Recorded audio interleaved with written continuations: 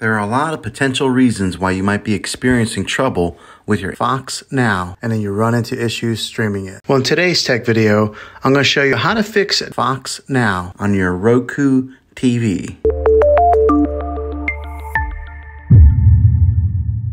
Let's see if we can fix your problems and get your Fox Now back up and running as quickly as possible. The first one, it's the easiest one to try, and that's to unplug your TV from the wall outlet and wait 60 seconds. Now don't be impatient here, wait the whole 60 seconds, then plug it back in. This is very different from turning your TV on and off with your remote control. This is what we call a hard reset of your TV, so make sure you do this method. If that doesn't work, then find your router that is giving you Wi-Fi and unplug the power to that for 60 seconds. Then plug it back in. If it fixes it, great. If not, let's go ahead and move on to the next method. Try deleting Fox Now. Go to wherever the apps are located on your system and remove the app altogether. Then reinstall Fox Now again. After you reinstall it, you might have to log back in with all of your credentials, but hopefully this will work. And if that doesn't work, then I recommend buying an affordable Roku stick, Fire Stick, or Apple TV 4K.